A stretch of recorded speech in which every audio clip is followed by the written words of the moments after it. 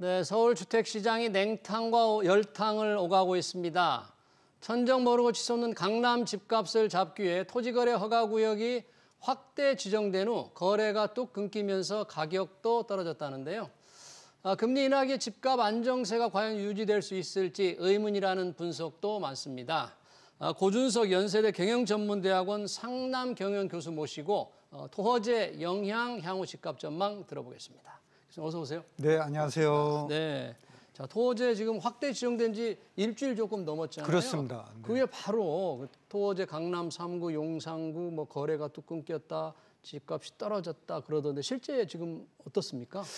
실제로 이제 그러한 현상이 나타나고 있습니다. 그런데 이게 이제 이러한 현상이 지속될지, 그래서 부동산 시장 가격 안정화에 정말 효과가 나타날지는 의문시된다. 이렇게 보고 있어요. 왜 그렇게 좀 의문? 왜냐하면 지금 거래도 줄고 집값이 떨어지는 추세가 이어질지 자신할 수 없다는 거잖아요. 네. 왜 그럴까요? 왜냐하면 토지로 지정되면은 그 해당 지역에서 내 집 마련을 하거나 할 때는 실거주 의무 2년을 채워야 합니다. 예, 그렇죠.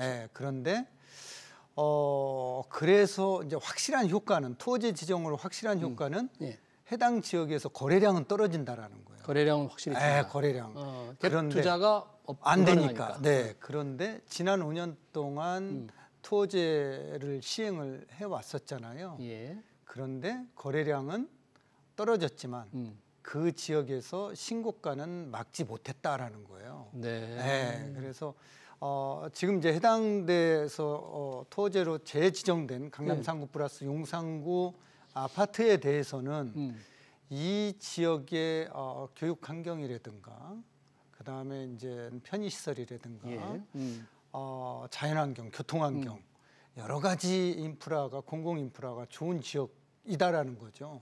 그래서 이 지역으로의 수요자는 몰려드는데 실수요자는 반면 공급은 거기에 미치지 못한다. 그래서 집값은 계속 실수요자가 유입됨으로써 집값 상승, 집값 신고가를 이거를 통제하지 못한다라는 거예요. 그래요. 과거 5년간의 토지 기간에 보니까 자료를 그렇습니다. 보니까 그렇다. 그래서 우리가 알다시피 뭐 대표적인 지역으로 압구정동 그 재건축 아파트 대상을 꼽을 수 있잖아요. 토지 지역으로. 근데 그 지역의 가격이 잡혔느냐 지난 5년 동안 오히려 거래량은 줄어들었지만 신고가는 압구정동 지역에서 최고의 신고가를 경신하고 창조하고 그래 오지 않았느냐라는 거죠. 그래서 토지의 확실한 효과는 거래량을 잡는 거, 거래량을 줄어뜨리는 거는 효과가 있지만 가격 통제에는 의문시된다는 거예요. 네. 야, 그러면 이 토지가 시행과 다시 재지정이 좀 반복되면서 시장이 조금 혼란을 주고 있는데 결국은 뭐 가격을 안정을 시키지도 못하면서 거래만 어렵게 만들고 뭐 이게 사생활 규제 또 뭐 자유민주질서에 좀 어긋난다는 지적도 많았잖아요. 이런 거 할 필요가 있느냐 하는 의문이 많이 드네요. 네, 그렇죠. 사유재산에 대해서 사유재산이라고 하면은 처분, 사용, 수익할 수 있는 권한인데 그렇죠. 여기를 이제 처분할 수 있는 권한을 좀 제한하는 거잖아요. 그래서 이제 그런 시장 경제 하에서 처분 권한이 조금 제한되기 그렇죠. 때문에 오히려 효과보다는 그런 침해 우려가 많이 있다. 이런 이제 얘기를 하는 시장에서 얘기들이 나오고 있죠.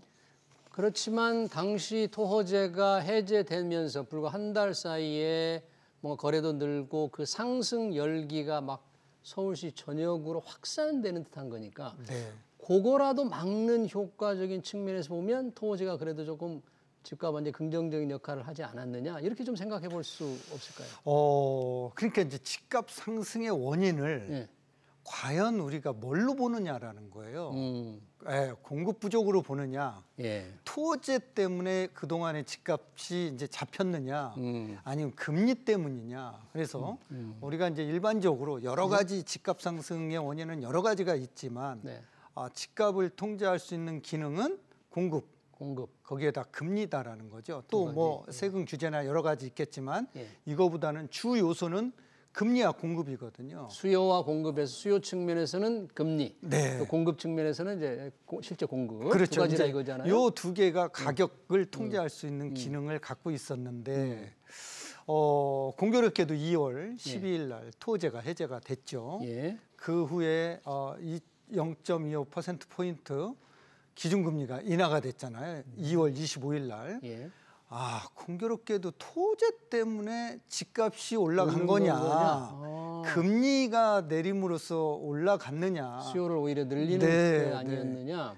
교수님 어느 쪽으로 좀 생각하세요? 저는 토제가 문제가 아니라 토제는 오히려 시장에 가격 상승을 부추겼다는 그런 그 핑계거리. 그래서 주범은 금리라고 보는데 그래요? 토제가 문매를 맞은 거 아니냐. 왜냐하면은 과거 5년간에도 우리가 토제로 지정이 됐었는데 가격은 통제하지 못하고 있었잖아요. 근데 마치 토제 해제로 인해서 집값이 올랐다 이런 건데 우리가 2014년부터 2022년 10월까지 기준금리가 2% 미만이었습니다. 한국은행. 그 당시에 집값 추세를 보면은 집값 곡선은 매매 지수는 우상향을 가리키고 있습니다. 그러니까 금리와 집값은 상당히 중요하다라는 아주 거죠. 관계가 밀접하다는 얘기죠. 네. 그래서 지금 금리가 3%대가 무너졌잖아요. 그렇죠. 2.75%인데 올해 우리나라 경제 성장률 전망치가 계속 인하되고 있잖아요. 그렇습니다. 최근에 발표된 한국은행에서 발표한 올해 경제 성장률 전망치는 1.5로 지금 하향 조정을 한 상태잖아요. 자, 그러면은 앞으로 금리가 오를 가능성보다는 여러 가지 국내 국외 이런 경제 상황을 고려할 때 한두 차례 정도 금리가 더 인하된다라고 하면은 그런 전망이 많은 편이죠. 현재. 그렇죠. 그렇다라고 하면은 이거는 토제가 문제가 아니라 이러한 금리 인하가 집값에 더 큰 영향을 미칠 수 있다. 하지만 토제로 지정된 지역에 지금 공급할 수 있느냐라는 거예요. 네, 공급이 굉장히 제한적이다라는 거죠. 그러면은 우리나라 1인당 GNI가 지난해 36,600불을 넘어서고 있잖아요. 그러면은 1964년도에 우리나라 1인당 GNI가 108불에서 지금 36,600불을 넘어섰는데 자, 부자들이 그만큼 늘어난다는 거잖아요. 그러면은 부자가 되면은 제일 먼저 어디 살까? 우리 아이들 어디서 교육시킬까? 이거잖아요. 그러면은 자, 교육 환경이 좋고 공공 인프라가 잘 갖춰진 지역이 어디냐? 근데 거기를 서울시에서는 다 찍어놨다라는 거예요, 지금. 토제로 다 가르쳐줬다. 다 가르쳐줬다. 그러면은 이 지역의 실수요자는 계속 유입이 되는 반면에 이 지역의 공급은 없다라는 거죠. 지역의 지금 공급 전망, 공급이 늘어날 가능성이 지금 굉장히 적은 편입니다. 적죠. 적죠. 재건축 외에는 뭐 별 방법이 없죠. 방법이 없죠. 뾰족한 방법이 없다라는 거죠. 예를 들어서 목동도 토제 지역이죠. 토제 지역인데 1단지부터 14단지까지 주택 수가 25,000여 가구 정도 됩니다. 여기 재건축을 하게 되면은 만여 가구가 늘어납니다. 근데 이게 언제? 이제 초입 재건축 초입 단계인데 10년에서 15년. 더 늦은 단지는 20년까지 기다려야 된다라는 거죠. 이렇게 신규 공급은 굉장히 어렵단 말이죠. 실수요자들이 원하는 지역에는. 그래서 앞으로 이 지역에 공급이 이렇게 제한되는 상황에서 금리가 추가적으로 인하되면은 전세 끼고 투자하는 갭 수요, 투자 수요는 줄어들 수 있어도 금지되는 거죠. 못하는 거죠. 실수요자가 그 시장에 들어가는 거는 막을 수 없다라는 거죠. 근데 지금 방금 이제 금리 인하, 기준금리 인하의 효과가 부동산 수요 어떤 힘을 부추기는 이제 강한 동력이 될 거라고 하는데 지금 정부도 그런 걸 걱정해가지고 어떻게든지 은행 문턱을 높여서 은행 대출 규제를 좀 강화해보겠다 그러잖아요. 비록 기준금리는 조금 낮아지지만 대출 문턱을 더 높여서 문을 조인다면 그 수요를 조금 압박하는 효과 있지 않을까요? 그런 효과 이제 뭐 네. 올해 하반기부터 이제 시작되는 스트레스 DSR 3단계 스트레스 DSR. 이게 이제 시행이 되면 한도가 줄어들잖아요. 한도가 줄어들죠. 그런데 지금 토지로 지정된 지역은 한도가 몇 천만 원 줄어든다라고 해서 산다 못 산다를 결정하기는 이 판단은 이르다라는 워낙 고가의 아파트들이기 때문에 대출이 없는 사람들이 들어갈 수 있는 시장이다. 그만큼 부자들이 많이 늘어났다라는 거죠. 그러네요. 그래서 그 지역의 아파트가 우리 이제 서울 25개 구 중에서 사실은 5억으로 살 수 있는 아파트, 10억으로 살 수 있는 아파트 이런 데는 한도가 조금 줄어들면은 정말 실수요자, 내 집 마련이 정말로 절실하게 필요한 실수요자들은 그 지역에는 못 들어간다라는 거죠. 오히려 이제 부자들은 이런 DSR의 영향을 덜 받는다라는 거죠. 그래서 이 지역의 신고가를 통제하기란 굉장히 힘들다.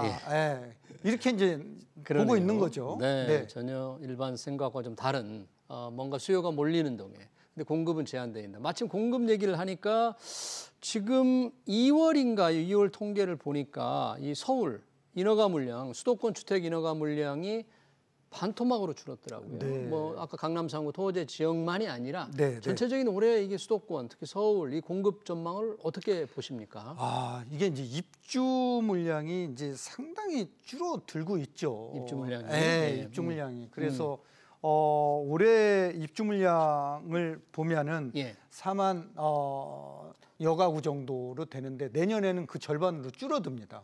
입주 물량 자체가. 어디 서울을 얘기하는 겁니다. 입주 물량이. 그래서 서울 기준으로 내년에는 더 줄어들기 때문에 내년에 금리가 시장 가격을 통제해주지 않는다라고 하면은 부동산 가격은 오히려 더 올라갈 수 있다.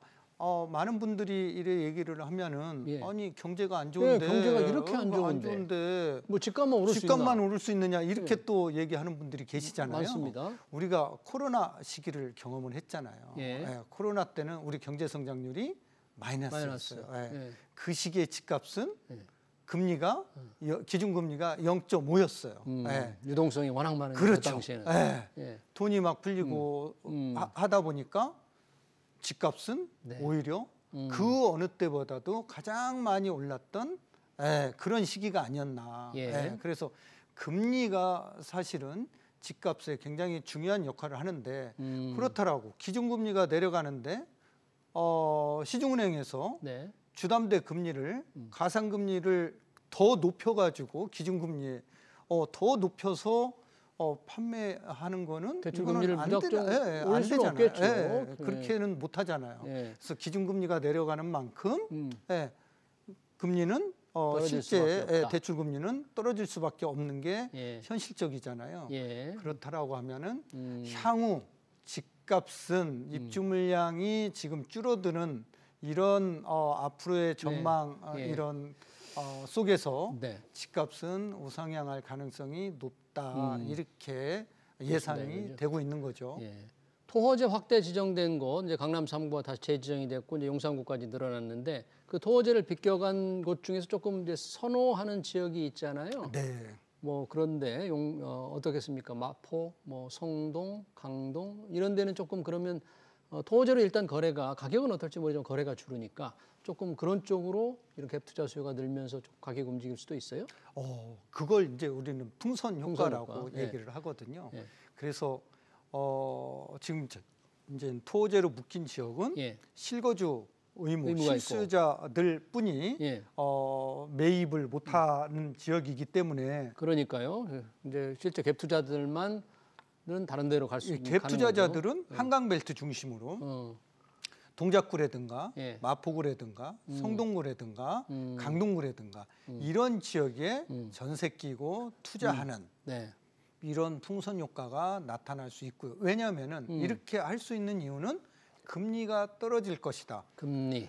이런 예상 때문에 투자자들은 움직일 가능성이 실수요자들과 투자자들이 움직일 가능성이 높다 이렇게 보는 거고 예. 이런 한강벨트 중심으로 풍선 효과가 나타나면은 그 다른 주변 지역 노동학이라든가 금강구라든가 이런 지역까지도 풍선 효과가 나타날 수 있다. 그렇게 이제 보고 있는 거죠. 네. 이 토제 관련해서 지금 토제로 지정됐는데 토제 해당 구역에서 이 경매 물건에서는 이 실거주 의무가 없다는데 그래서 그렇습니까? 요즘 그 지역의 경매 물건의 응찰자가 훨씬 늘었다는 거예요. 네, 응찰 가격이 공모가보다 훨씬 더 높게 결정되는 감정가보다 훨씬 높게 결정된다는데 그런 현상 때문인 거예요? 이게 이제 두 가지 현상이 있어요. 경매는 경매 신청을 이제 채권자가 합니다. 자기 빌려준 돈을 받기 위해서 법원에서는 신청했을 당시에 현황 조사를 하고 감정 평가를 해요. 그러면은 이 집의 가격이 1억이다라고 법원에서 1차 감정 금액 최저 입찰 가격을 결정을 합니다. 그러고 나서 실제 경매 법원에서 경매가 진행되는 거는 6개월이나 1년 후에 진행이 됩니다. 그러면은 당시에 1억 원이라고 정했을 당시의 가격은 시세 수준하고 비슷하게 정해지는 겁니다. 그 당시에는 그러겠죠. 시세의 만약에 95%에서 90% 수준에서 감정가가 정해집니다. 그런데 6개월 사이 또는 1년 사이에 가격이 급격하게 올라서 이게 1억 5천이 됐다, 2억이 됐다 이러는 경우가 있거든요. 그랬더니 매각길이 나와서 그 토지 지역에 있는 아파트에 입찰을 하려고 봤더니 가격이 1억이야. 1차 감정가격이 1차 기일인데 근데 시세는 2억이네. 그럼 싼 거잖아요. 근데 이거를 낙찰받기 위해서는 시세는 2억이기 때문에 나는 얼마에 1억 2천, 1억 3천. 그럼 100%, 120%에 130%에도 그게 입찰 가액이 써진다라는 거죠. 그래도 그렇군요. 시세보다는 6천만 원, 7천만 원, 8천만 원 싸게 살 수 있다라는 거죠. 또 하나는 토지거래 허가구역에서 경매로 사면은 실거주 의무가 없습니다. 그러니까요. 그래서 이런 장점들 많이 몰리는군요. 그래서 토지 지역에 경매 물건이 나오면은 이거는 경쟁률을 우리가 감히 상상할 수 없을 정도의 20명, 30명이 모여드는 이유가 바로 여기에 있습니다. 그래서 경매는 후행지표이기 때문에 이렇게 가격이 오르는 시장에서는 경매로 사는 게 매매로 사는 것보다 훨씬 더 유리하다. 이렇게 말씀드릴 수 있는 거죠. 알겠습니다. 네, 토지거래 허가구역 재지정, 확대 지정의 영향과 전망까지 잘 들었습니다. 지금까지 고준석 연세대 경영전문대학원 상남경영원 교수였습니다. 고맙습니다. 네, 감사합니다.